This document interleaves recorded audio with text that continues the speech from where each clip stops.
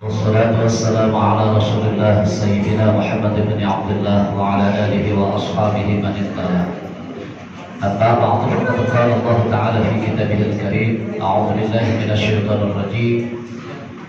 شهر رمضان الذي أنزل فيه القرآن هدى للناس وبينات من الهدى والفرقان. وقد قال رسول الله صلى الله عليه وآله وسلم: إذا كان أول ليلة من رمضان ينزل إليه بالرحمة، ومن نظر إليه بالرحمة لا يعذب بعدا أبدا. صدق الله العظيم.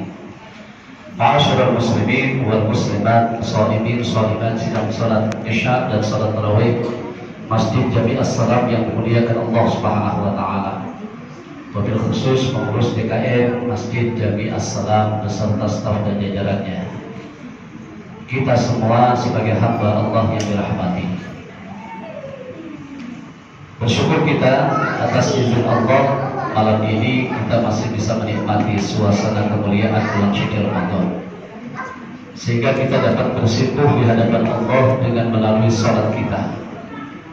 Salawat dan salam semoga tetap tercurah kehadiran junjungan kita penghulu alam baginda Nabi besar Muhammad sallallahu alaihi wasallam beserta para keluarganya, para sahabatnya, dan insyaallah kepada kita semua sebagai pengikutnya. Amin ya rabbal alamin. Masih semangat? Masih semangat? Ya, insyaallah. Bapak Ibu hadirin yang dimuliakan Allah, Ramadan itu jangan pernah dijadikan sebuah tradisi, tapi Ramadan itu dijadikan sebuah tuntunan syariat. Kalau kita jadikan tradisi Ramadan itu, maka kecil kemungkinan kita untuk bisa khusyuk dalam ibadah kita, kecil kemungkinan kita untuk meraih rahmat dari Allah Subhanahu wa taala. Kenapa? Karena orang yang menjadikan tradisi Ramadan itu setidaknya mereka sibuk dengan urusan dunia. Karena apa? Penuh dengan acara seremonial. Kita mau buka, udah sibuk keliling dari makanan buat buka puasa bersama. Kadang-kadang buat buka puasa kita sendiri udah sibuk gitu.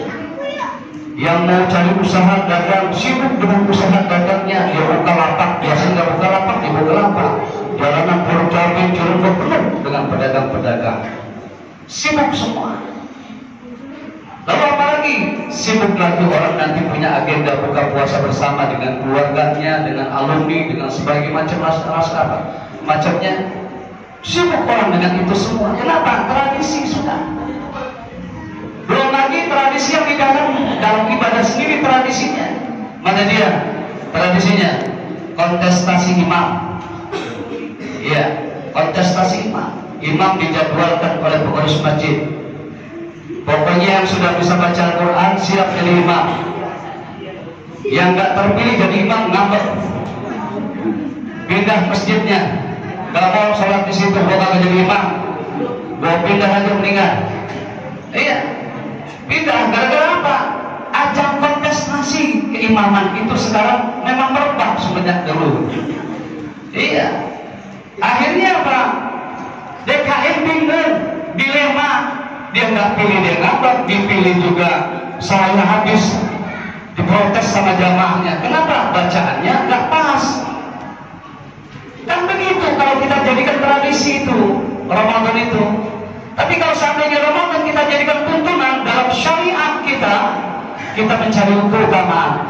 Mau yang 23, mau yang 11 rakaat, kata kita bilang sama saja semuanya. Semua punya dalil, yang 11 punya dalil, yang 23 punya dalil. Yang terpenting saya menjaga sholat saya.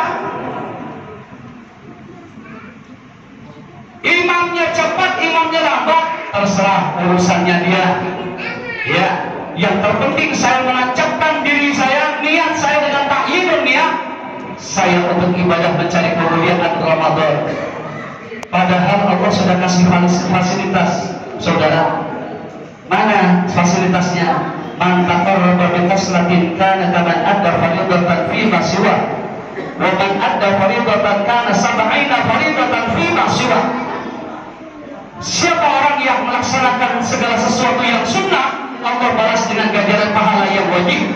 Dan setiap hamba Allah yang melakukan perkara yang wajib di bulan Ramadan itu, Allah akan balas dengan 70 kali lipat pahala kewajiban itu sendiri. 70 kali lipat. Ayo, balik kepada tuntunan dan syariahnya. Kalau memang itu fasilitas yang Allah berikan, kita kejar fasilitas itu. Iya, jadi kalau kita bicara taraf keimanan kita yang biasa, yang standar itu begitu. Apa yang fasilitas yang Allah berikan?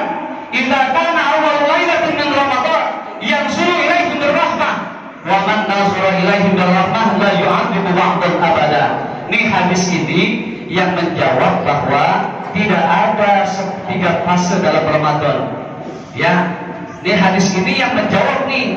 Nggak ada 3 fase riwayatnya mengatakan 10 malam pertama Yaumul Rahmah, 10 malam kedua Yaumul Maghfirah, 10 malam ketiga Yaumul Kuminanat. Tidak ada riwayatnya. Andainya ada, dikenal itu dengan hadis maudhu. Kenapa dikenal hadis maudhu, hadis palsu? Karena di dalamnya perawinya ada orang yang terciduk sebagai perawi yang pernah berdusta. Bukan pendusta, pernah berdusta. Itu baru sekali berdusta saja dalam sebuah periwayat hadis, dia sudah dikatakan hadisnya maudhu, palsu sudah. Apa maksudnya? Idza kana awwal lailatin min Ramadan yang sudah ilaihi birahmah. Apabila telah datang malam pertama di bulan Ramadan, yang sudah ilaihi birahmah, Allah memandang hamba-hambanya itu dengan kasih sayangnya. Satu, kasih sayang itu yaumur rahmah. Ya, yaumur rahmah. Itu malam pertama. Allah pandang kita dengan kasih sayang. Wa man nazara ilaihi birahmah, dan ketika Allah pandang kita dengan kasih sayangnya, la yu'adzibu ba'dan abada. Itu yaumul maghfirah. Allah tidak akan pernah menyiksa kita selama-lamanya. Cuma kan susah untuk mendatangkan yaumul rahmah, ya. Susah kalau mau datang begitu. Habis tarawih ngobrol dikit, keseleo ngomongin orang. Ya, habis tarawih. Iya, habis tarawih. Terus itu begitu amat tuh begitu ya. Situ begitu amat tuh orang. Ya, agak banyak senyum mama kita mah. Enggak pernah bergaul begitu. Udah habis aja orang digoreng. Akhirnya tarawih selesai, dosa dapat aja tetap. Ya Allah, gimana kita mau meraih lagi yaumul rahmah? Oleh karenanya mari sama-sama.